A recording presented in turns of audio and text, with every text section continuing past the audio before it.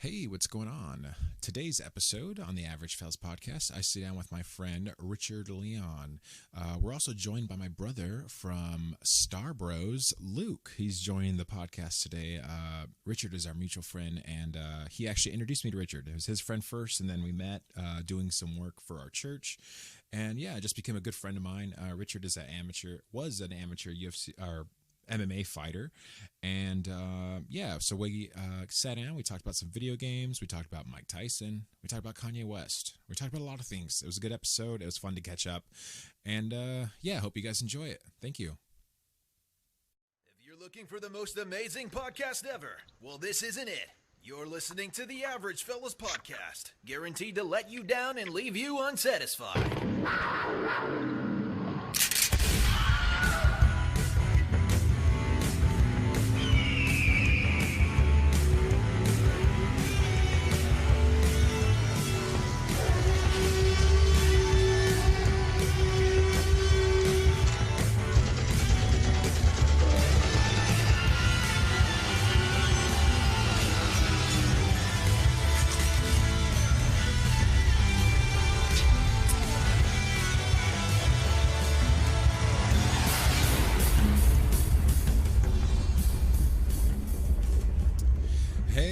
What is going on, listeners? This is another episode of the Average Fellas podcast. I am your host, Zodizach, coming to you live all the way from Riverside, California. Whew. Hey, I got a show for you guys today. Today's September 21st, 2020. I hate to remind you guys, we're still in 2020. Yeah, terrible. Good show for you guys today. I got a friend of mine on the podcast, also featuring my brother Luke from Star Bros. So he'll be joining us in the episode today. Our guest is a mutual friend of ours, and we just thought it'd be a good time to catch up and hang out and talk about some hot topics. Today's episode is going to be something cool, something special. This entire episode is going to be called What's Hot. I don't know if you remember, if you've ever listened to the episodes in the past, I used to have a segment called What's Hot. It is at the end of the episode, and my co-host would go over some hot Twitter topics with us, right? Usually it featured Kanye West because he's always trending. But I just decided maybe take a new approach with it, and maybe do an entire episode of What's Hot, and we talk about what is actually what are some hot topics, what are some cool things that are trending right now in on the internet, and we figured we just devote an entire show to it. And cool. Yeah, so without further ado, I want to introduce my guest, my friend Richard. What's going on, buddy? Yeah, what's up, man? Yeah, for sure. Long overdue intro, man. What's going on? I mean, that's tight. I got to let the listeners know what's going down, man. Hey, Luke, that's tight. Your whole Star Bros thing, I'm totally gonna have to look into that one, huh?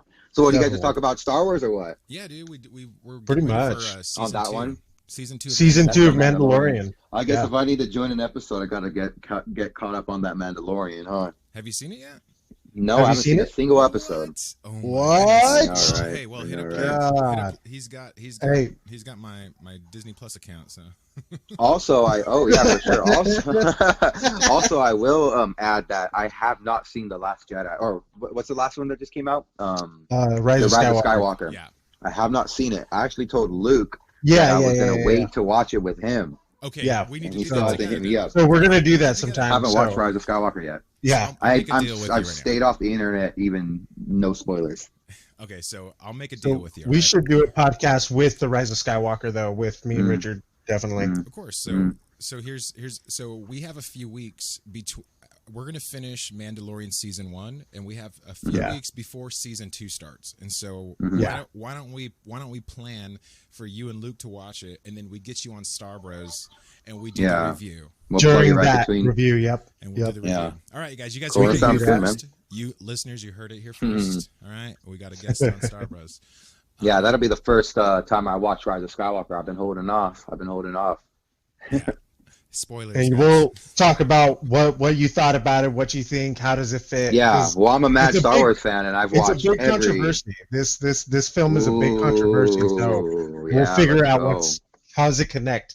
Yeah, definitely. I already have my opinions on it, but that's another subject. That's another subject. That's another segment. Well, that's why I wanted you on the show. You're a very opinionated person. It's always a good time to have a conversation with you. Yeah. So, yes. How are things, man? What's going on? What's new, man? Oh man, well, not too much new. I've always stayed, the same. Honestly, like it feels like right now I'm really stuck in enjoying the dad life right now. Like definitely just been doing the whole family thing. I hang out with my brothers and stuff like that a lot. This whole couple of years, I think I've grown. My family and I have grown closer, Together. So definitely that's what I've been up to. Yeah, that's definitely what I've been up to. That's good stuff, man. One thing I will say, the one thing about COVID, it has made me realize what's really important to me, right? Right. Like the job, like going out there sacrificing myself, it's not as important as being home with my wife. I'll tell you that much. Right. But it puts a lot of things in perspective. I think a lot of people learned that this season. Like what really does matter, right? So yeah, it's good. That's good to hear, man. Hey, so this is a what's hot. This is a culture episode. So I gotta check your street head, man. Your street. Oh yeah. Check it, Oh yeah. So I sent you this in the notes. I know you're somebody who keeps your finger on the fashion pulse. So I need to know, what is your favorite Jordan and why? Follow-up question on what's your favorite Jordan and why? What kind of colorways do you like when it comes to Jordans, or do you even like Jordans? Dude, that is the question. Yeah, it's funny, before you even ask me what my favorite Jordan is, the first question is asked what favorite Jordan is, but I don't even know if I even like Jordans. But when it comes to retro Jordans, I mean, I've never owned a pair myself, a retro pair. I've been a fan of them, and I've watched my brothers pass around Jordans and stuff, and I've had a lot of friends who like Jordans. I know the designs, I know a few of them, and I know which favorite one I would like if I were to wear Jordans, but I'm not much of a Jordan guy, bro. I'm here to say that I think the Yeezy is the better shoe. Hey, my God. Just all around. But I mean, you can't say much though, because Jordan is retro. Jordan is Jordan. There's no matter of fact, in that podcast, we'll talk about it later, but Kanye even said that he kind of made the Yeezy to like kind of replace the Jordan, or to compete with Jordan, right? Yeah, he's seen there was something that he wanted when he was a kid, and then he thought, why not? How come I can't do that, right? So he wanted he wanted to be the next Jordan, and obviously the Yeezy is pretty cool shoe. I mean, most of the shoes he put out, I think, are pretty cool. I will say though, I was at Marshall's yesterday. I went to Marshall's. Man, too many people up in Marshall's. Y'all need to pick your babies up off the ground, all right? Just public service announcement. Leave your damn kids at home.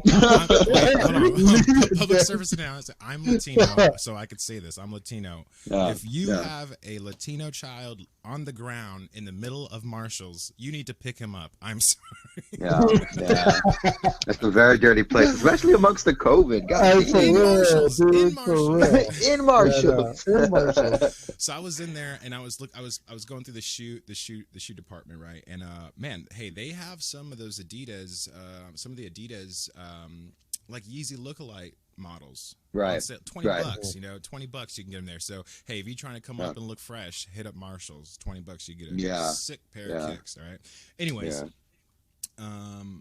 so yeah, give me a colorway that you prefer with the Jordans. I think a lot. Oh, okay. Yeah. Well, my favorite retro Jordan is the Jordan 11s. Okay. So those are my favorite ones. Those are like the tricolor ones. They kind of look like. I'm pretty sure you've seen them. My favorite shoe is the one they call the Space Jam. Yes, that's my I remember. Favorite, man. Is that one your favorite too? That's my favorite, dude. I think I got into that one because my brother, one time, he owned the shoe, and I remember and I'm a big Space Jam fan, obviously. Wasn't much of a Jordan fan, but when he held the shoe up and he told me the name of the shoe, and he was like, these are called Space Jam, and I was just like, dude, that shoe. That's my Just... that's It's the white That's my bottom and the favorite black, Jordan right? right there. Is it the black on the top and the white at the bottom? yes. No. It has like a ice Has it? colorway on the sole, like a blue Uh-huh. ice kind of colorway on the Right, sole. mhm. It's all black. Yeah. It's black, and then it has like a shiny black like leather around the toe cap. Yeah. Because I'm looking at it right now. They look pretty tight. Yeah, I'm and looking if at them right if now. you turn the shoe under, what you'll see is you almost see a palm that looks like like someone doing like a peace sign with their fingers, right?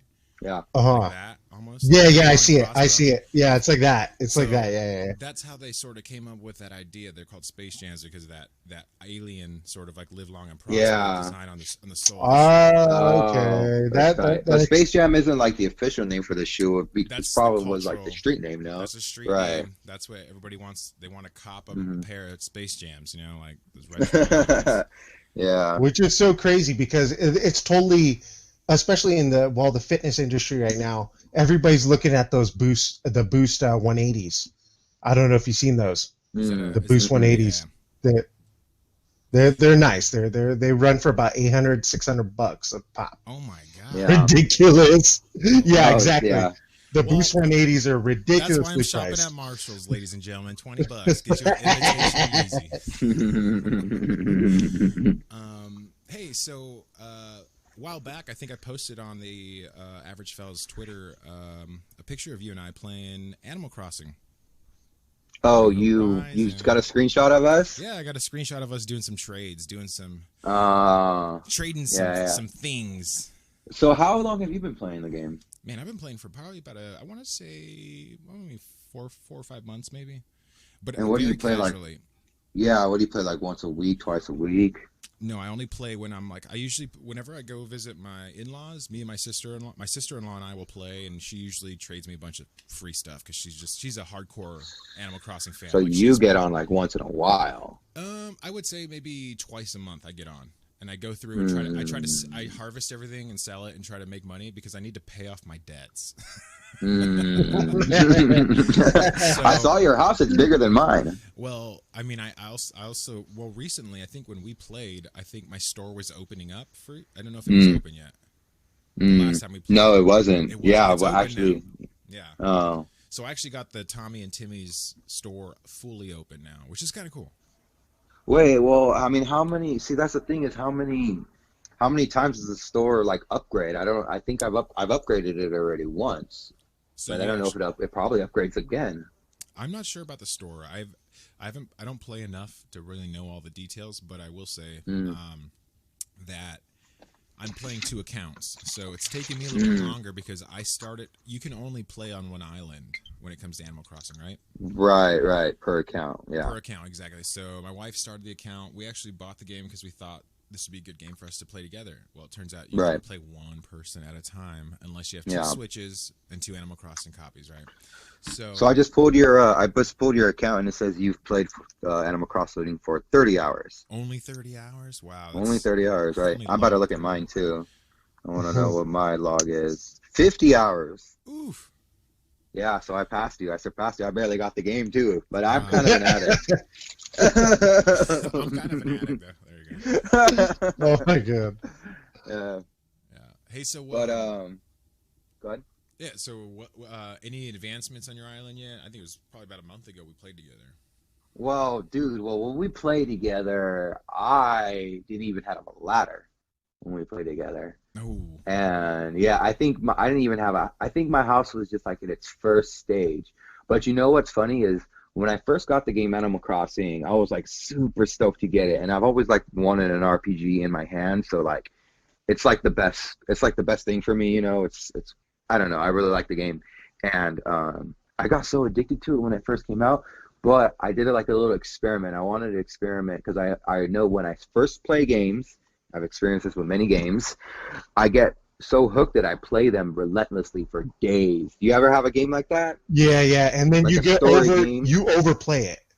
Yeah, you overplay. You I overplay just- it. Yeah. Yeah. I hear exactly what you're saying. Yeah, so like every time, so I've done that with like Red Dead 2 when it came out. Like I played the story, like I dove into the story, like Yeah. I lived in Red Dead for a minute. Yeah. You know, when I play when I played Hollow Knight, I don't know if you guys ever heard of this game called Hollow Knight on my Switch. Like, oh, I become super fans of these games. I get super obsessed, is what I'm trying to say, in like a really small span. So I was so curious to see how long Animal Crossing would hook me, and I actually took a picture each day of every time, and I was on this big grind. Turns out it was 10 days. Wow. 10 days of just full hardcore grind. I'm talking like Putting in work. sun up to sundown, putting in work, putting in man hours. There we go. Yo, that's what's up. Oh, geez. But that's probably how my hours are up to 50 now. That's actually kind of a lot. But that's what I was just jamming. I was so addicted to that game. 10 days because I took pictures in my screenshot, and I can go back and look at my camera reel on my Switch, and then it says right there 10 days. All right, I'm done taking pictures. That's it. And after that, I stopped taking pictures of myself every day. That's what's up. But yeah, I go back and play it a lot still. It's pretty good game. Have you done any turnip runs yet? Oh, dude, you know what? That's exactly. I left that. I was like, when I heard, I've heard of them, like, and you know what? I've always see like animals and people walking around on my island, like with the whole turnip thing. But honestly, dude, I have no idea. Okay, so I'm gonna give You have to educate me. I'm gonna give you a little insights to this. All right, so here's what you gotta do. Yeah. You can go online. You can Google turnip runners or Google like turnip trade. Right.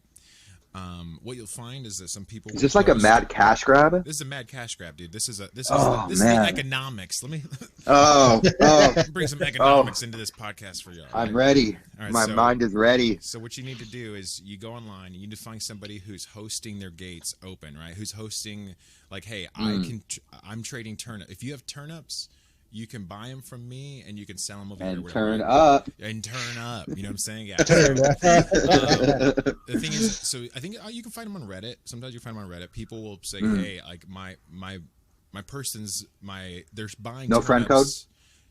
Yeah, I mean, if you have somebody it's a You friend. need a friend code, right? Yeah. It's not like a rando. Yeah, it's a rando person that you can trade with. Okay, so they'll tell you on Reddit, right? Here's my Animal Crossing, account, blah blah blah. Or here's my friend code, whatever. They'll open the gates for you. You can either go if they might be saying, hey, my person's buying for 20% more of what you bought your turnips for. So you want to try to get access to their island, right? So you can go on Google, go on Reddit, find whoever's hosting their turnip trades, right? And you can either go buying or selling, right? You can find whichever one you're looking for. You don't grow them. You just packages. They only sell them. So there's someone that comes on your island who sells turnips, right? And you have 7 days to sell. You have so many days to sell them before they rot. Okay, so I've bought turnips and I forgot to sell them and they rotted away. But turnips, they have the highest margin of profit for you. So you can grow all your fruit, all your trees, and get all your coconuts and stuff like that. But the turnip is gonna. I think it's like 40 or 60% more like profit or something. So people save their money, and then what they do is they go buy turnips for cheap at somebody's island who's, hey, my person's selling turnips at this price. And they find somebody online who says, hey, my store is buying turnips at this price. So you want to try and you want to find a window of buying low and selling high, right? That's why it's called turnip running, because the idea is like in Star Wars is the best way I could put it. Like smugglers in Star Wars, right? Yeah. They're they pretty much go through hyperspace and they're trying to pick up a package and drop it off, make some money, right? Make some moolah. So basically what you're doing in Animal Crossing is you're basically like a spice runner, like Han Solo, right? So I get it. You buy your turnips, right? You go, you find somebody who has a gate that's open. You hit that hyperspace, dude. You transfer to their island. You go sell them there. You take that money back to your island, and you build whatever you want, right? Yeah. Well, let me just share with you the way that I kind of profiting my money. I guess it's kind of weak. It's kind of like the casual way to get money right now. You could probably show me a lot more better ways. But but I'm kind of lazy, so so that turnip running sounds kind of like it sounds like a little bit too much work for me. I'm hecka lazy, dude. But what I do is I learned I planted all my trees in a certain type of way in rows in front of my house. All these fruit trees, tons of fruit trees, And so every morning, every day I play the game, there's usually trees when I play it. I just go in there, I chop all the tree, pick up all the fruit, all the wood. Then I go see what's hot, what's selling that's hot. Then I craft all those items that are hot. Then just sell all my stuff. Sell everything. And then if I want, catch fish and catch bugs and sell those too. You know? And then that's all I do. I don't really do the turnip runs. I just learned about the money trees. Yeah, how you can plant more money. I just learned about that. Yeah, so I'm actually been profiting a lot about with money trees lately. You gotta plant your money trees in one clear spot off of your island and plant them in one spot, right? So you just go to that one spot, and there's just a bunch of money trees around, and you just keep reproducing. Can you just get? That's it. Can you just get? Can you just get 10,000? 10,000 is the most, right? Can you just get a sack of 10,000, bury it in the sand, and then it'll grow into a money tree? Does it work like that? I think it does go. I've never grown a money tree more than 10,000. So I just keep rotating them. I just keep flopping them. You know what I'm saying? Yeah. On one little spot. So what's up, Luke? You don't play the game? No, dude. No, but Nope. I mean, speaking of games though, Gotham Knights is coming out next year. Ooh, that so game awesome. looks hot. It does. It That does. game It looks hot. amazing. It does. It looks You could pretty be any of the Robins. Actually, you start off at any of the sidekicks. So you could be You could be Barbara Gordon, who is Batgirl. You could be Batgirl. you could be basically Red Hood. You could be what's his name? Nightwing. So, which is super tight. Nightwing looks so dope. And so you could be either one of the sidekicks. And you go through the level. It's a 4-player game, or you could be Red Hood. So you know what game it looks like? It looks like Marvel's Avengers. It's so dope because you could play multiplayer with 4 different people. Well, you know that game. You know that game got announced. That game got announced just recently. Gotham Knights. It looks really good. I'm just kidding. It doesn't look like Avengers. It looks more melee based. This game looks like melee. Well, it just got released at DC Fandom last month. Right. But they also released another game that dropped the same exact date, but it's not coming out till way later. They don't even have gameplay on it. It's that Suicide Squad game.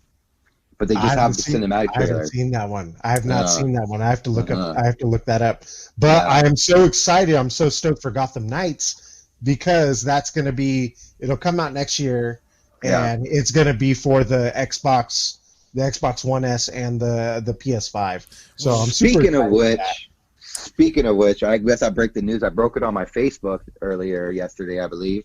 And I have finally made up my mind that I've been an avid Xbox supporter for the past, since 360 came out, for the past 10 plus years. And I think that this next console war, I'm gonna give in, and I'm gonna get a PlayStation 5. I don't think I'm gonna get an Xbox Series X. There's no reason to. I'm gonna join the dark side. I'm going to the I'm joining the commies. I'm joining the commies. There we go. No, dude, this ain't the Empire, together. bro. The Empire. Remember the Empire. We're getting that black version, dog. That black version of the PS5, dog. Hey, speaking of Star Wars, did you guys see any of the videos or any of the trailers for Squadrons, Star Wars Squadrons? I saw a little bit of it. It's like a space combat game. Like it's set in the Star Wars universe, which is going to be awesome. But there's two videos that you can actually go on YouTube, check out Star Wars Squadrons. Dude, it looks tight, bro. Like I bet. Yeah. Have you ever heard of the game Ace Combat? Yes, I have. Yeah. Mm-hmm. Yeah, Ace Combat. It kind of when I looked at it, when I saw it, that's what it was very similar to that. Yeah.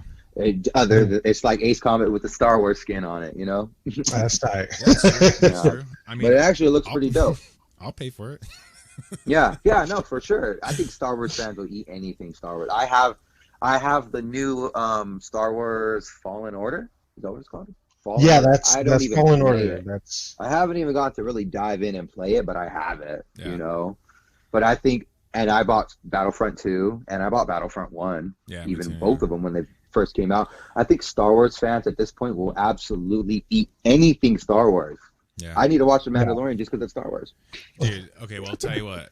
Mandalorian, The Mandalorian is probably the best Well, besides Rogue One, I would say it's probably their best attempt at doing Disney's best attempt at doing Star Wars. Oh, come off it, mate.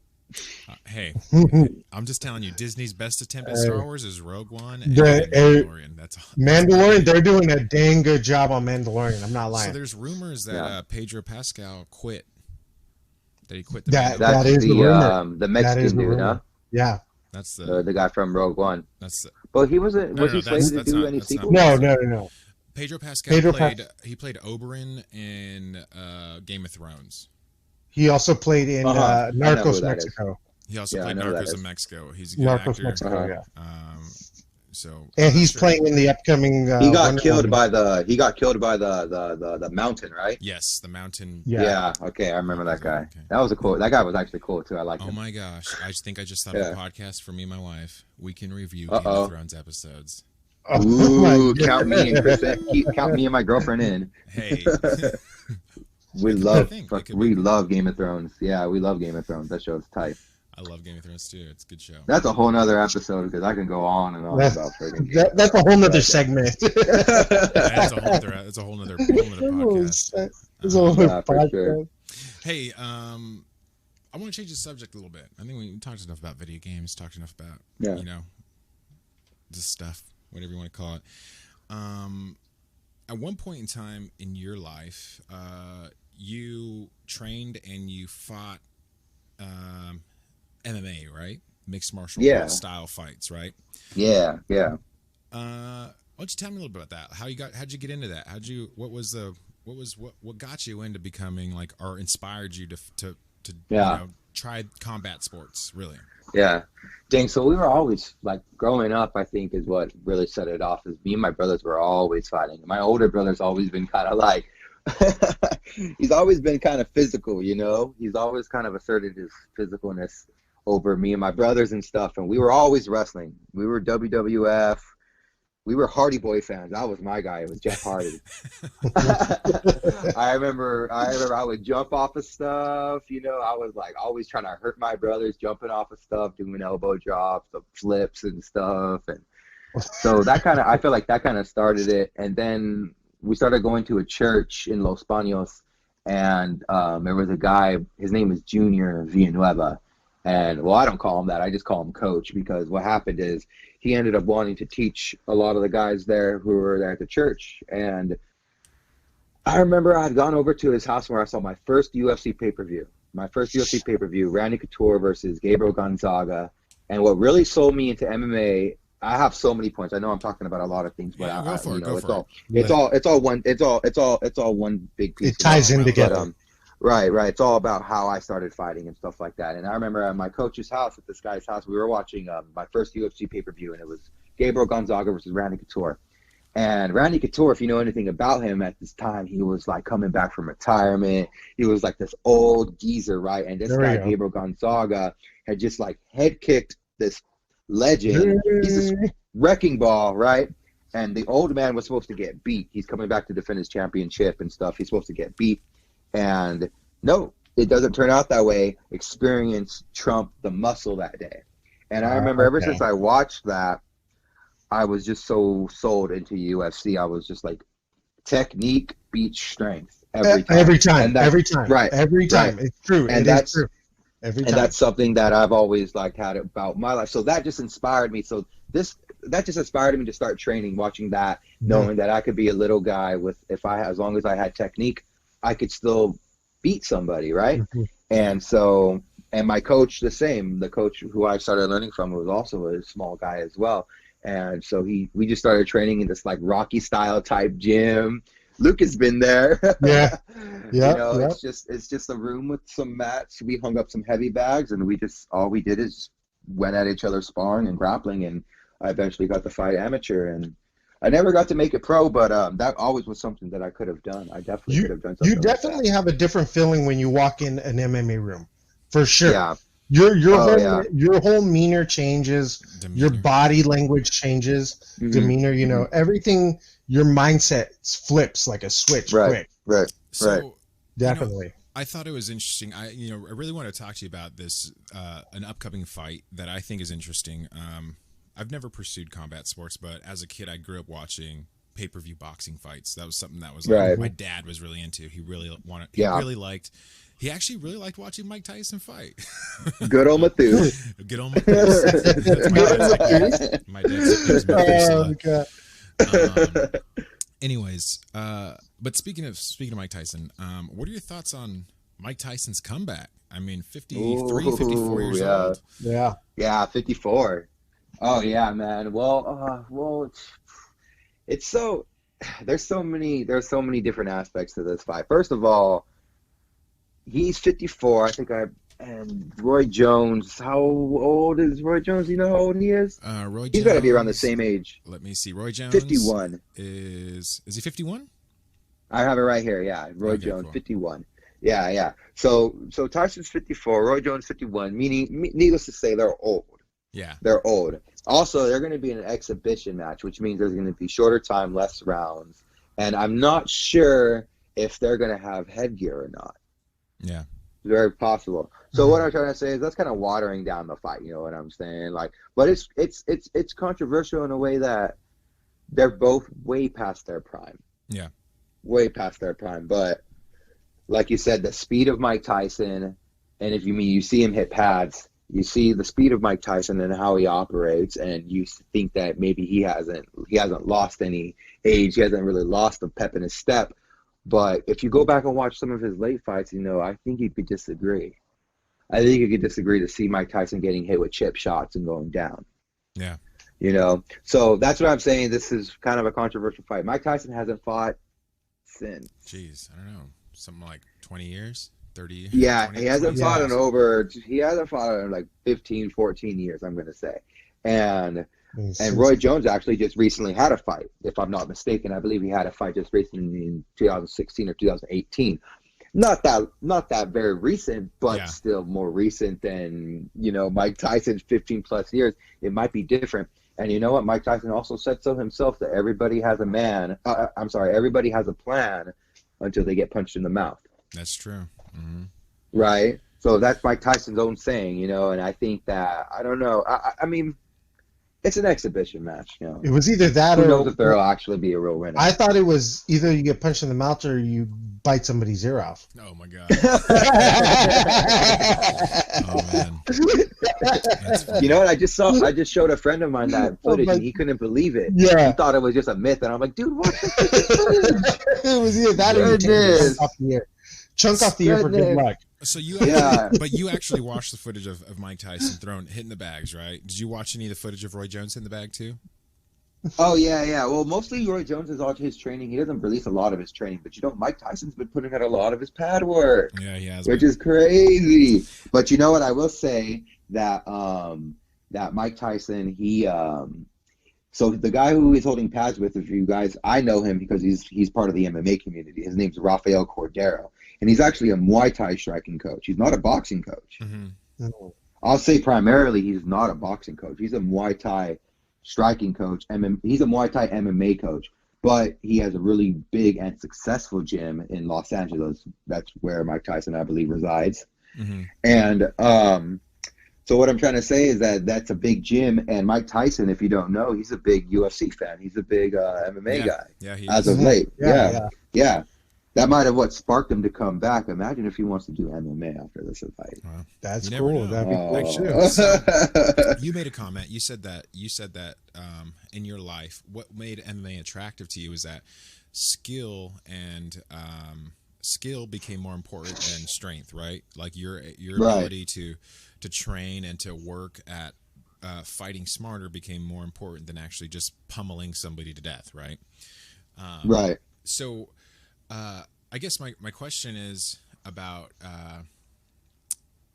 Mike Tyson. So do you think one of the things that he said was that in order for you to be the best at something, you have to sacrifice everything to that cause, right? Right. So do you think that?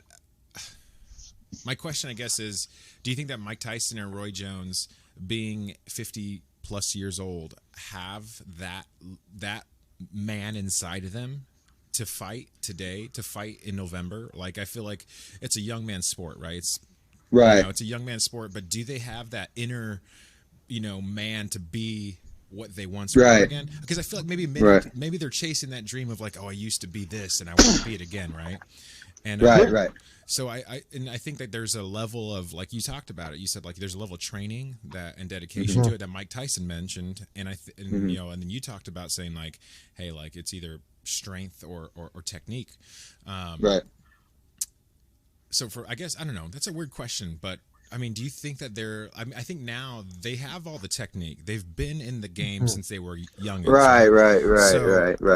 I think, the muscle memory and everything comes so now back. It's about getting the muscle back, right? Because they're old, exactly getting healthy again. But I mean, as far as like their attitude for the fight, do you think that that's going to be like I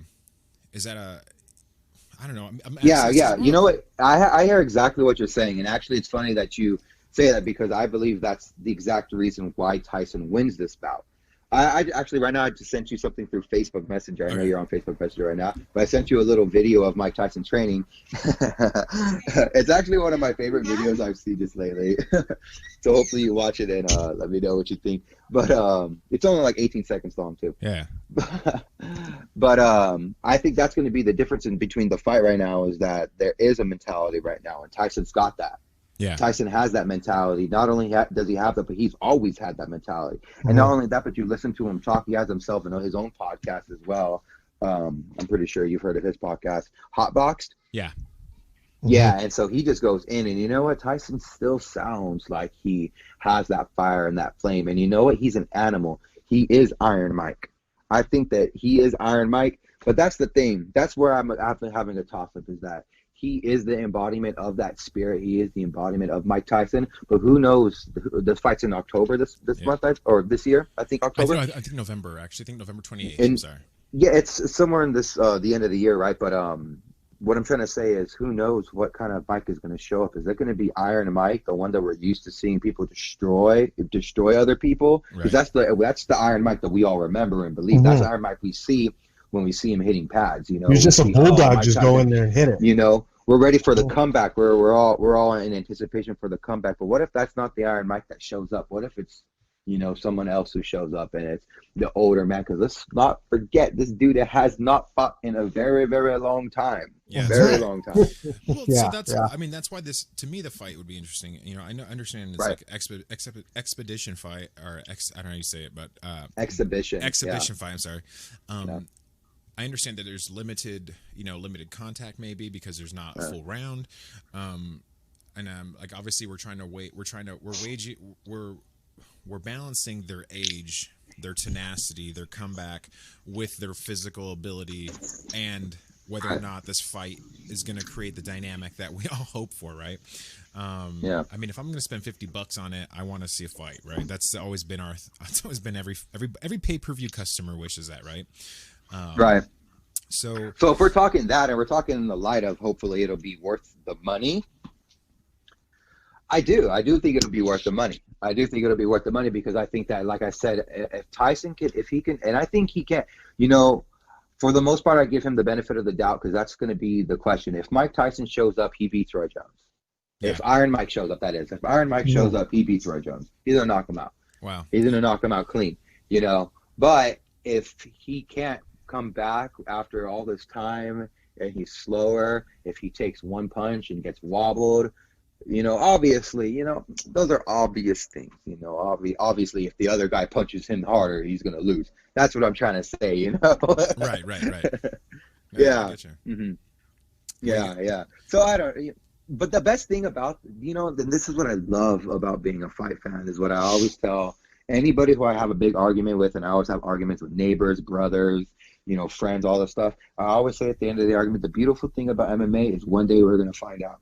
Because one day they'll be locked in the cage one-on-one with each other. And one day we will find out who will be the tougher one that day.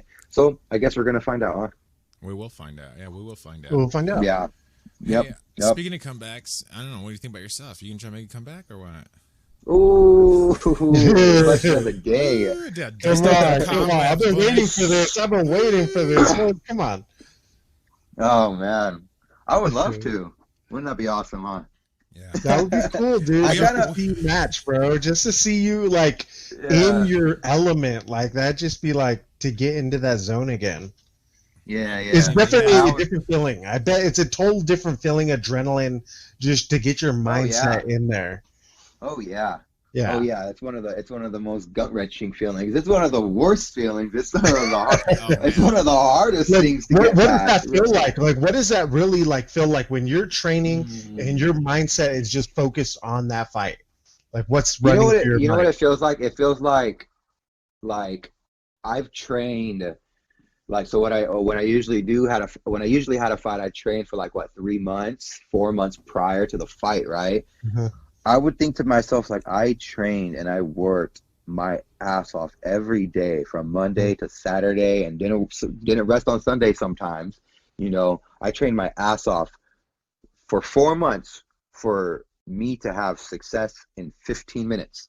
Yeah. Or for me to just be at my peak primal performance in 15 minutes. And I've trained and I've done all this preparation and all this.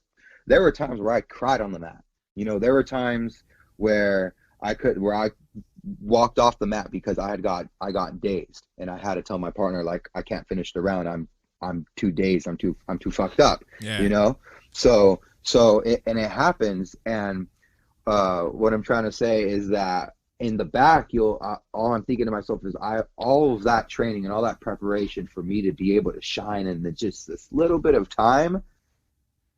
Honestly, my initial thought is, this is stupid. This is stupid. I'm like, how can anybody train so long for them to be at their peak performance? What if you slip on a banana peel, you know, in the middle of the 15 minutes? You know? That's funny. What if you blink? You know, what if you zig when you should have zagged? Or, you know, it's those type of nerves that come upon you. It's like, no matter how much preparation that you put into this, nothing else matters except for those 15 minutes. Yeah. Or, you know, if you're fighting a different fighter, I think I had fights where it was 9 minutes. You know, there were times where I would be at jiu-jitsu tournaments, and then I would think to myself, that's all I'm looking at myself. I'm looking at the other guy, shaking my hands, shaking my feet out, thinking to myself, I worked my butt off, and I dieted, and I, you know, did all that BS for 3 months for all of it to count right now, right here in the next 3 minutes. Yeah. In this moment. And it's a lot of pressure in this moment, and it's a lot of pressure. Mm-hmm. I'll tell you beyond. Go ahead. What's up? It seems like there's a lot of highs and lows with that sort of lifestyle training, right? Because you're preparing, and it's a low point because you're training hard, right? I think training's probably like a low. I mean, it's not necessarily a low as in like your life's over, but it's a low as in like their stimulation is not there because the threat's not there, but you're preparing for the threat, right? You want to know where your when your animal instinct becomes the lowest. For me, I can speak for myself, where there is like an animal instinct that you have in yourself. There's like a mentality, that there's like an intensity that you get when you learn that you're going to fight, especially when you learn you're going to fight. That's like the most intense you'll get the feeling. Is once you see it officially, like in paper, you see like your name versus their name official, and it's signed. There's like an intensity that just lights, and you're just like, I got to go to the gym. I got to start working out. I need to start hitting mitts. I need to start sparring. And that intensity will carry on with you for forever, but there's a very, very, very low point. And for me, the lowest point is right before you're about to fight, and when you're in the fighter tent, getting your hands wrapped, going over the rules. You know, everyone kind of, the referees introducing themselves to you, telling you, you know, you're with your coaches in the back warming up. The guys who are fighting before you are fighting, and you're still kind of just sitting there waiting for your turn to fight in the tent. That is the most vulnerable spot right there, because right there is the time where people break, people quit, people leave. You know, for me, what happens when I was sitting there is that it was regret. It was a giant wave of regret, me regretting the fact that I put myself in this situation. I'm like, am I stupid? I just signed a contract. I'm about to go and fight someone in a cage in front of hundreds of people right now. Like, this is the stupidest thing. I could have just chilled at home, you know? I thought to myself, like, couldn't I have been doing something cooler on stage, doing something else, like music, Yeah. Or But check this out. Check this out, though, bro. Like, check this out. So there's this guy I follow on social media, and I look up to him, Matt Frazier. He's a CrossFit champion of the male CrossFit champion games in CrossFit. And one of his sayings that he says is, "Today I will do what others won't, so tomorrow I can do what others can't." So like, and that what you're saying, like, that totally brings me to that quote. Is like, you do what in that others training, won't do while you were training. in that right? training. Right. What other people won't do, so people won't be able to do what you can. Right. Do, you know what's a crazy thing? You know what's crazy thing about fighting? Yeah, and a crazy thing about fighting is that, well, that saying, and whose quote is that? That's Matt Frazier from CrossFit. Yeah. Okay, so say Matt Frazier. Okay, so he said that quote, but he's quoting. Who are the others that he's quoting? Those are people who His other like competitors in who CrossFit. don't work. Other competitors, right?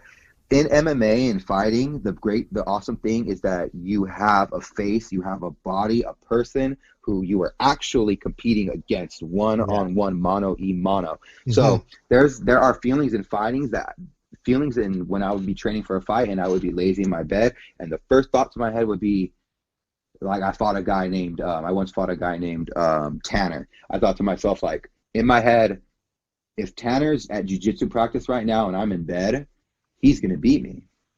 You know what I'm saying? If I'm at work right now and Tanner is off doing boxing drills, he's going to beat me. He's going to have better boxing than me. So what I was trying to say is I actually had a level of competition to where I said, I have to get up every day and do more than what he's doing. Yeah. To be successful. You know what I'm saying? To be successful. Yeah. If I want to win this fight, right? Yeah. Man, that's good stuff. Hey, that's so cool. Man, that's good stuff. I think, man, you should probably look into podcasting about MMA or something, man. I mean, knowledge about that could be an option. Anyways, yeah, perhaps. Hey, once again, I want to change the subject again, only because you and I, we both work together in our church. We both volunteered at our church, and we obviously been around the faith community a bit. So I thought it would be a cool opportunity to talk about some more hot topics. You know, obviously Kanye West is a hot topic lately. He's a recent convert to Christianity, and that's what he claims, that's what he professes. I mean, you know what I've recently heard from Kanye West is he's like a mad Trump supporter, from what I last heard from Kanye West. Well, I heard that he may not necessarily be a Trump supporter, but is now he's a friend of Trump's. I know they call each other, right? I know that. Right. I mean, obviously there's speculation. I mean, if those of you guys listening, you've probably already seen in the news that Kanye West made an attempt at trying to run for president, right? Yeah, so I'm not sure if that's going to have like any effect. I don't know if that has any effect on their relationship, because, you know, Kanye West trying to run for president and blah, blah, blah, and all that stuff. So, So I'm not, like I said, who knows? Well, they're friends though, right? You said. Yeah, they're at least I know they're friends. I know they call each other up, and it's because they're both hip hop icons. Something like that, right? Yeah. So my first question: have you listened to the Cannons Class season 1, episode 7, featuring Kanye West? Yeah, I've heard of it. You only heard it because I actually asked him to listen to it before he got on the show. I know, you had me listen to it. Oh yeah. Well, I'm an avid listener of Deafin podcasts. I definitely listen to a lot of Joe Rogan. Yeah. I listen to a lot of, I think, what are they called?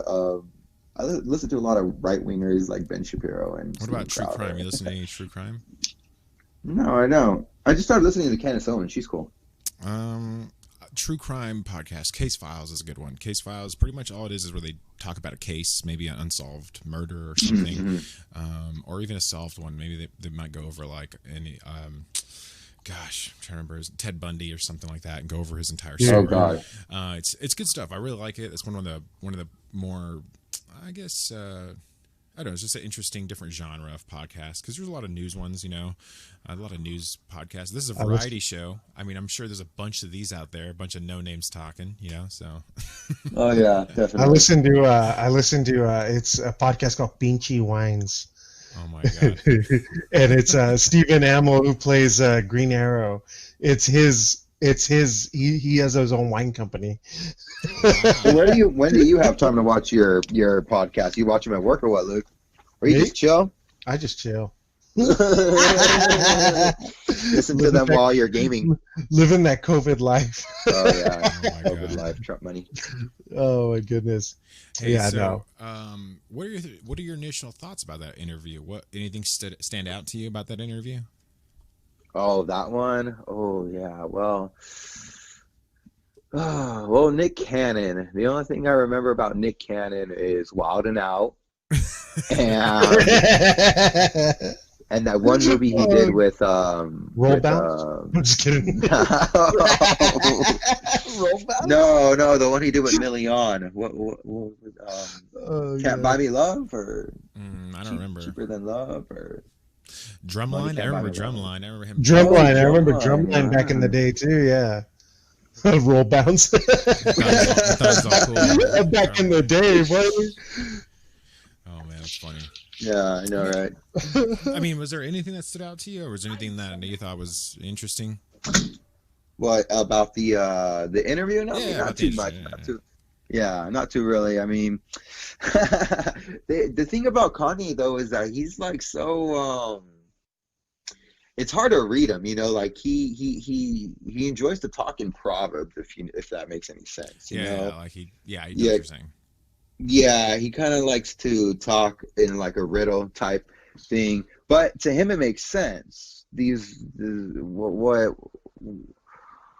and it doesn't make sense to us, but it makes sense to him, and he's able to make sense of it, and that's why he thinks he's a genius. Yeah.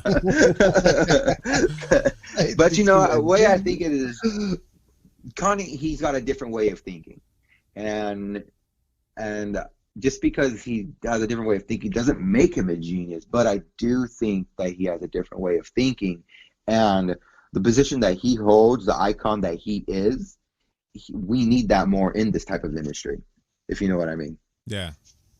Yeah. No, We need different type of voices like that. We need someone to be edgy like that. We need someone to be polarizing like that.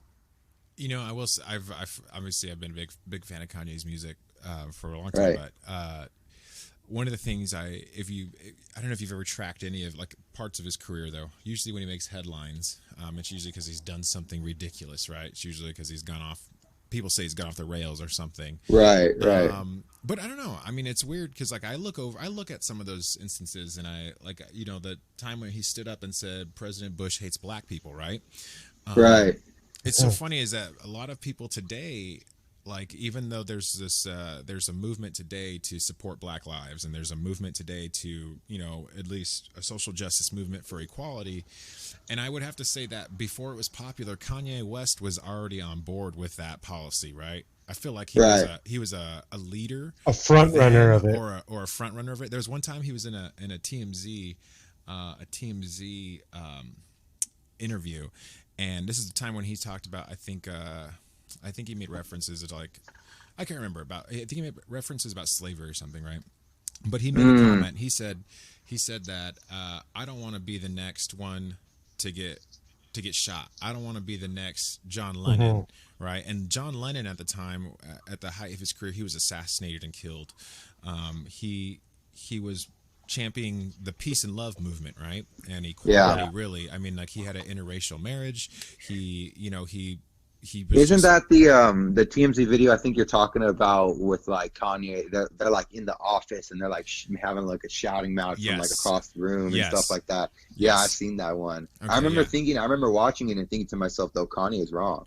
And Kanye but also, I don't remember too much about that. Yeah, so I'm thinking like his thoughts, like you said, he has weird ways of thinking of things, and I think his thoughts around like trying to position or like to prove something or to like kind of look at slavery a different way maybe isn't the most effective messaging, right? Right. I don't think so. But on the other side of it, I think he was, like you said, he tries to talk in these weird riddles and proverbs, and I think but the real message of it was that I think he was trying to say was that, I don't know, for me I think what I'm picking up, what he's putting down is that if he's thinking outside of the box and somebody considers it a threat, then he could possibly be killed for it, right? For thinking Right. outside of the box, for not doing the normal things. And I think for me, it brings me to this interview with Nick Cannon and Kanye West, where he starts talking about outside of the box sorts of concepts, right? Matter of fact, he even brings up Christian concepts, and those are typically outside of popular media, outside of pop culture. Those are obviously outside the box ideas that most pop culture, or people who I guess follow pop cultural trends, would never accept or adopt, because they're outside of the box, ideas.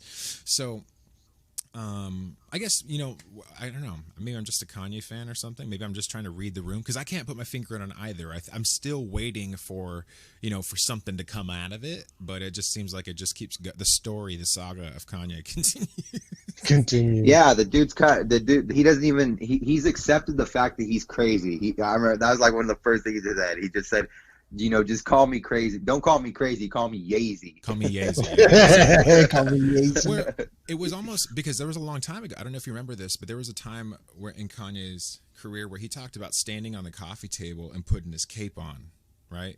He's like, I'm a hero, and he'd use that That's mental, crazy. that mental image. Like, people would say, shh, no, quiet down, shh, shut up, be reserved, right?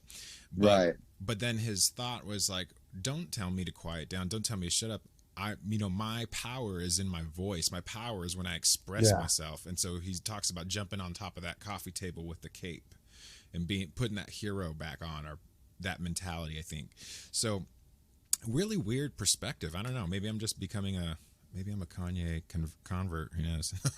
Yeah. But he just barely became a Christian, right? He just barely did. It's like 2 years ago, maybe. I don't know. Yeah. Maybe a year and a half ago. I remember because you see, I don't know if you follow his Instagram or anything like that? I don't actually. I think I have to actually follow his Instagram. Yeah, I think that's the only thing. I don't know, but you know what? I don't think I like his pictures enough for me to stay updated on him. Yeah. I don't see his updates enough. No, I feel you. I mean, the thing is, like, everybody's on there, so it's like, what is one more person on my feed, Yeah. Sometimes I think stubbornly, like, if I don't like the person, like, I'm like, I don't want to follow them and give them that one extra follow. You know what I'm saying? Yeah. Hey, it happens. That's just the way the world is now, man. Detox your what is it called? Your Instagram once a month. Yeah, detox. I don't follow you. I don't follow you. I don't follow you. I mean, there's some certain athletes that I don't jive with. That's why, like I'll give one, like John Jones. Like, I will never follow John Jones. I really don't like that guy, and I really hate John Jones. I'll never follow him anything just because I don't want to give him that type of support. You know what I'm saying? Yeah. Or it's like in the familiar, what is it, like the pop up, the related to? You know how they have the related to accounts? The name pops up. You just exit real quick. Exit. Yeah. Exum. Yeah. Nah. Ain't worth my time. Hey, so do you think Kanye has a real possibility of becoming president? I mean, maybe not soon, but like in our lifetime. Okay. Right. I mean, sure. Sure. He seems to want to represent a certain type of mind, Yeah. He seems to be an influencer. He's not talking about, usually when he speaks, you could tell that he takes pride in being an influencer. Right. He takes pride in being an icon. He takes pride in kind of being something that is to be of praise. I don't know. I'm not sure. He likes the I could see like I could see in government, or like a mayor type figure type, I would say. Right. Something of that sort. Like something of that sort, like a mayor, a representation of somebody. Mm-hmm. He represents something, and I think he very much could. He could do a movement, which is true. That is true. Well, I feel like he's kind of like cornering the market on like, I guess, let's be honest here, okay? I think I talked to you about this before we started the episode, and talked about Kanye's chance of being, possibly, running for president and everything. you know, we really think about who Kanye, oh my God. Jonah. Think about like who he represents, you know. One of the questions I want to ask you is like, do you think, following up that, you know, do you think as a possibility to become a question, what demographic of people do you think would make us political based? Because really that's what it comes back to. You said he's an influencer, right? All right. So he's influencing a certain demographic of people. Maybe it's me, you know, because I buy all his music, you know. Right. Hippies. I buy all his music and love his shoes. So, but it's one of those things, like I'm saying, like it's who is he influencing? What I'll let Luke answer that one. I'll let Luke answer that one first. Who is Kanye influencing? I think, especially the norm now. Or who do you think would vote for Kanye? Especially like, who would vote for Kanye today? Like, I think New Age. I think New Age would. New Age, like, I mean, obviously you're able to vote at 18. I think you're 18 to 30 something year olds, you know, that who really know him. But why? Why? Just because he's a young guy? Just because he's a hip hop guy? Well, I think not just because of hip hop, but I think it would be everybody's like for a movement now. Everybody's like for our rights, for our movement. We need a wave. We need a trend, you know, and he's the trendy type person, you know. So I think we're moving from demographic to trend. You know what I'm saying? Well, I think good. You get what I'm saying? Or yeah, so not necessarily. Maybe I think maybe what you're trying to say is like, so the person who we vote into office is based upon trends, not necessarily based upon the demographic of people who put exactly. Yeah, exactly. That's Because I think especially if you're going off of a movement. You're not, don't get me wrong, like Black Lives Matter and all this other stuff. Yeah. Besides all that, we as young adults of this, or like the 20s, 30s, you know, 35, 38, you know, in this era, we grew up knowing everything he's gone through. So it's like, okay, we've kind of gone through the struggles with him type thing. You're talking Kanye? You know what I'm saying? You know what I'm saying? So it's like we already know somebody compared to like somebody who's been in office for like a long time or something. We don't. I mean, I sure as heck don't know, but I'm pretty sure you know. You know, we have all grown up with Kanye. Well, I mean, I'll tell you what about Kanye. I'll tell you who he'll definitely turn off is a feminist. So probably feminists aren't exactly going to be the type of demographic that are going to follow or vote for Kanye West. Yeah, exactly. It's true. Yeah. No, it's true. It's true. I mean, like, if those of you guys listening, I encourage you to go listen to the episode. Really, I don't know, just a good episode to listen to. It was entertaining. It was, even if you don't agree with Kanye West, okay, it's still worth listening to because he talks about some topics that a lot of people agree with. He talks about abortion, and a lot of people disagree with it, right? A lot of people disagree and agree with it, right? So, and to me, it's worth listening to because I want to seek people's opinions on the entire scale, right? On the entire, try to get I guess I was listening to a podcast about polling, and they were talking. They said that polling doesn't, like polling for elections doesn't. There's a margin of error that you have to account for, and one of those margins of errors that you have to account for is when people don't pick up the phone, right? So if they cold call somebody to ask them questions based upon their political preferences, so that way they can submit that data to a poll, so that way we can get a snapshot of what the political tone of the country's like. That's what we need that data for, right? If that goes straight to voicemail, you didn't get that vote. If it goes straight to voicemail, there's a specific demographic of people who refuse to answer the phone, and they have to account for that, right? Because those people tend to be conservative voices, and the person who will pick up the phone is a Democratic voice, right? They tend to be more Democratic people that agree with Democratic views that will pick up the phone for a poll, where conservatives might not, right? So, well, that's the whole point of a census, though. In that community, you figure out, okay, this is how many phone calls you got. This is how many people that are there. You know what I'm saying? Yeah. That's the whole point of a census. Well, so my question, like, what demographic people make up Kanye West's political base? And I'm just kind of I want to think are they even a thing? You know, because one of the things that I hear about is like a lot of people are saying that he's going to split the Democratic vote because he's a black man, right? And right. as if you're voting for, you know, if you're voting for progressive views, and you want more equality, and you look at the other side of the fence, which is Donald Trump, just you know, white male, older man, you know, obviously the progressive view says automatically we need to nominate Kanye West as president, right? So the other hand, you also have Joe Biden and you have Kamala Harris, right? So I think this is kind of like we got the fake version of what we really wanted, sort of idea with Joe Biden and Kamala Harris. Is like, in a perfect world, we would have representation of more than one type of people. And, you know, like I felt like that the Democratic Party tried to trend that for us, right? They took that trending value, that trending idea, they slapped together a product, Joe Biden, Kamala Harris, and then gave us that as an option, right?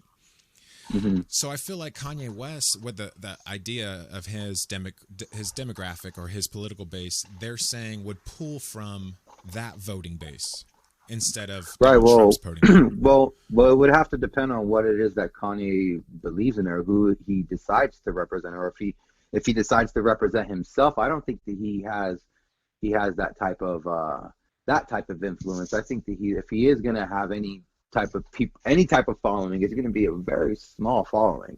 You know what I'm saying? Because a lot of the things that Kanye West preaches and believes about, it's an intricate thing. It takes an intricate mind. It's a gray area. It's like here's the thing. Yeah. You have somebody like Kanye West who is I guess I would say who meets the criteria of a progressive candidate. Right. But he also meets criteria of conservative traditional values. Exactly. Yeah. Mm-hmm. So he's a bit of a wild card that I don't know. For me, here's the thing. Donald Trump talked about being president, right? Made jokes about it. And what happened over the course of 8 years, he puts himself in a position to run for president. Right. He and what happens? President. President. Yeah. My theory is that Kanye West is adopting a similar strategy. He's putting fillers out there. Who would bite if I said I was running for president, right? Yeah. And then he sees who responds to that. And then what he does is he learns from that response. How to snowball it. He reads the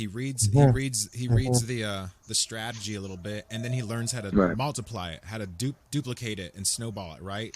To the point that he becomes president. That's my right.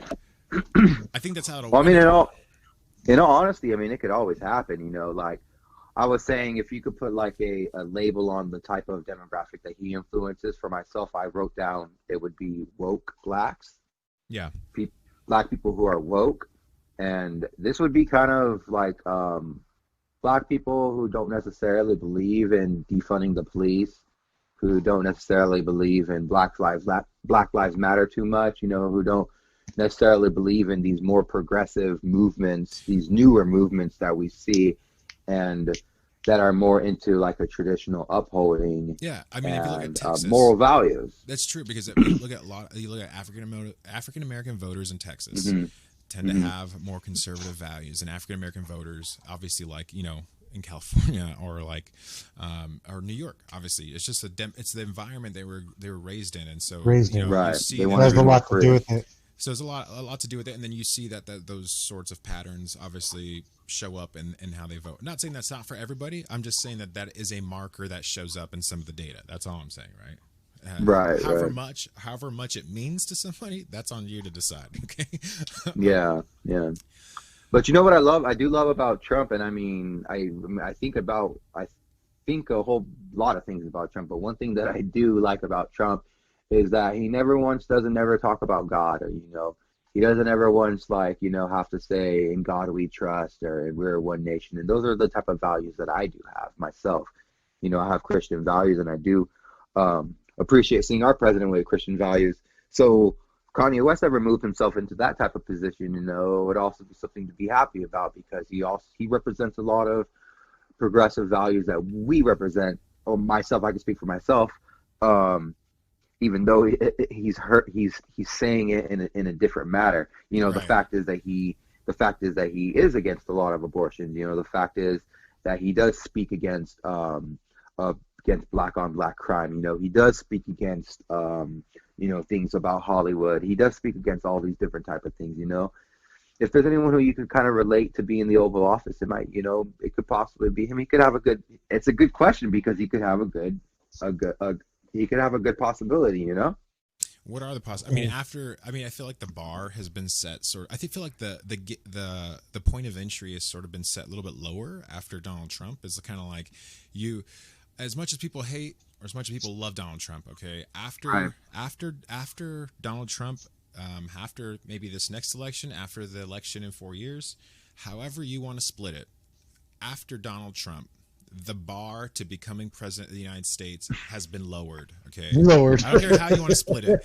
I just think Americans will try anything at this point. Like Americans are like, hey, whatever. I mean, let's think about Obama too, right? You think about Obama, the nation was split over his election. Right. Mm-hmm. And I remember going to, especially in conservative communities, like working with the church and talking to a lot of faith-based individuals or organizations. Mm-hmm. The tone about Obama was that, he was just a trash president. And right. And the church that I came from as well, they were at the time they were all pro McCain at the time, and everyone was pretty much anti-Obama. Wow. When it came to the church that I went anti-Obama. But that's another story. So, and it's funny is like, they were all pro McCain, right? And then all of a sudden, what happens 4 years later, Donald Trump becomes president. He starts talking trash about McCain, and everybody hates McCain, like, he didn't do anything. Anyways, but the thing is, bandwagoners. A bunch of bandwagoners. Bunch of bandwagoners. And even though, the point is that I'm saying is I feel like maybe, I don't know, the general consensus of like the country at large is like, I don't know, for me, my age, my demographic, I don't know, I'm Latino, I'm 31. I just feel like I'm ready for real options. I want real viable options for candidates. I don't want jokesters. I don't want entertainers. I don't want politicians, because politicians are really dumb. They spent their entire lives learning how to engage numbers and how to make numbers work for them. That's the right. There needs to be an influence. Yeah, there needs to be an influencer who's going to come in who's interested in spreading their ideas for no money, for no profit. That's the thing, is if they take out the money aspect, the financial aspect of politics, then it would become a lot of things would become become what we want it to be. You know what I'm saying? It's true, because this is people's voices. I 100% agree with you, because one of the things that gets on my nerves every time, right, is when I hear about how much these people paid for their political campaign, right? Right. And then I look at and then they promote it, and how much these so-called politicians spent on giving that money to people in need, right? So the people that the man props up in front of us, like if you think that Joe Biden and Kamala Harris made it to the position that they're at based upon their work ethic, you're wrong. Okay. Yeah. They've made it there because they're a cog in the wheel, and their resume and who they know has propped them up to be the most, trending possibility for you. Okay. Yeah, but that's if you believe in crooked politics. I mean, I believe in all crooked politics, man. You talked about money, right? And money influences our politics on a whole nother level. And I hope, my hope is that someone like Kanye West shakes the bushes, Yeah. Because something that interesting that he said, he was like he would be the perfect political partner. He would be a perfect politician or whatever, because he says, what are you going to say, that I'm doing it for the money? I already have plenty of money. Yeah. Like, I don't need to continue to do this for the money. The only reason why I would have to get into politics would just be to hear my voice heard. Yeah. And I think if that's what the goal is, and I think that's a really wholesome idea, Yeah, no. But at the same time, like, how can you believe that? That's exactly what somebody would say. Yeah, exactly, man. It's exactly. How can you believe that? Maybe we all feel like exactly what he'd say. Right. That's how I feel when I, because I'm, tend to vote conservative on all my issues, right? Just grew up in Right. church. I'm Hispanic. You know, Hispanic people have like really strong ancient Catholic roots, so it's just in our Right. blood. I hear It's it. in our That's blood. exactly what motivates me a lot too, as well. Yeah. You know, and so for me, it's like one of the things is like when I look at my voting options, you know, at this point in the game, I'm like, wow, like I didn't want any of these people, but thank you for my choices that, you know, you apparently you think we want, you know, because if a two-party system, all they're doing is propping up the guy that they think you want, right? We think this guy Right. represents you. Based upon what you've told us, we think this guy represents you, and Right. And Well, that's what I was hearing about. They say that that's one of the biggest flaws when it comes to American politics is that there's two major parties. Yeah. And anytime that there are only two major parties, there's no balance because we think that that's going to create our balance. But that isn't the number of balance. Two is the number of division.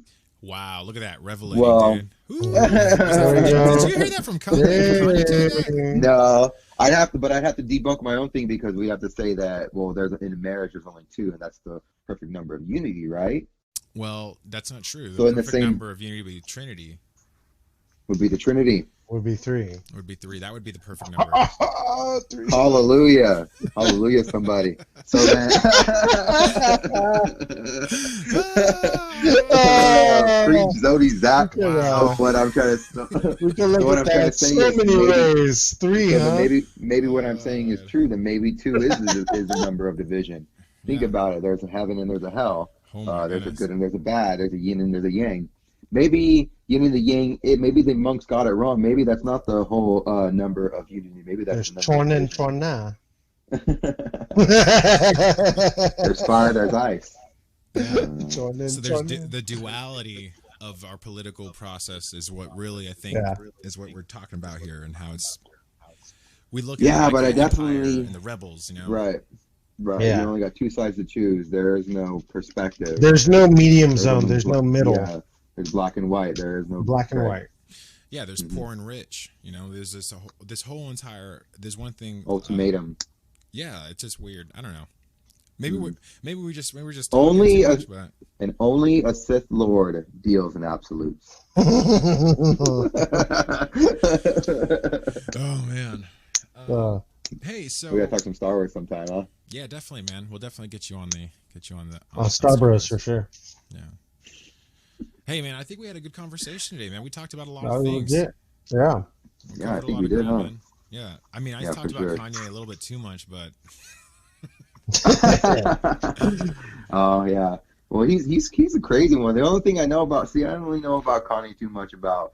George Bush hates black people, and Beyonce had the best music video of all time. Those are like the two best Kanye quotes. hey, that's all. All you over can say, Taylor Swift. Hey, straight up blew up Taylor Swift all over Taylor Oh Swift. man, that's pretty bad. Yeah. Oh, man. Hey, go back and listen to the That's- song that she that's won that history. award for. Go back and listen to the song that she won that award for, and then you'll be like, wow, Kanye was 100% right. Oh my God. I know. All the single ladies is still urban classic. Still a banger, Just dude. traditional. One of the best songs.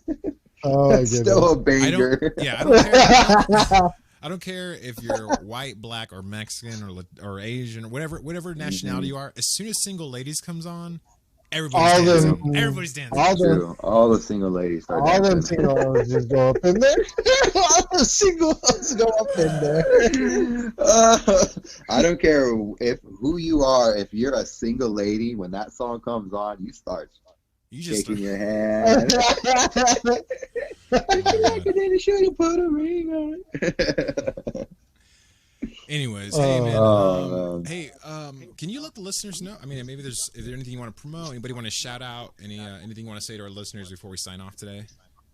Yeah. Well, I mean, the only thing is pretty much me. If you don't know me, I play a lot of video games. I play a lot of Xbox. Play a lot of Overwatch, and any other game pretty much. But I play pretty much Overwatch. So if you want to add me on Xbox, it's RJ Lion, Lion. It's just like that, RJ space Lion.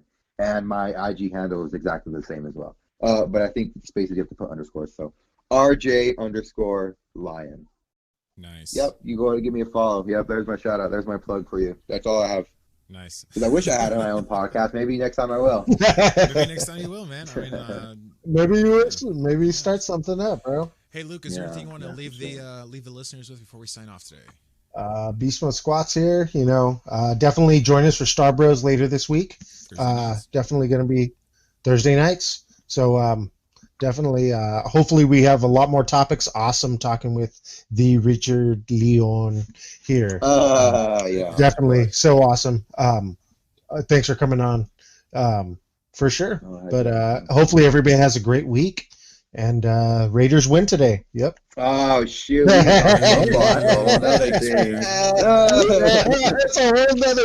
a whole nother podcast segment. Oh my God! Damn, go Chargers! Notice how nobody said sure. anything. Well, hey, thanks for having me. Yeah, thanks for having me. Anyway, not even want to thank you after that. Actually, I think I retract my thank you, my gratitude. I retract it. No, definitely big thanks, Zach. Anytime you want to talk about some more controversial things, especially some anything to do with fight culture, huh? Yeah, man, that'd be definitely awesome to have you on. Maybe we'll think of another fight card to talk about. Hey guys, thank you for listening to the Average Fellas podcast. Thank you, Richard, for joining the call today, man. It was good to have you on. Good conversation, good people. Got to hang out with my brother Luke today.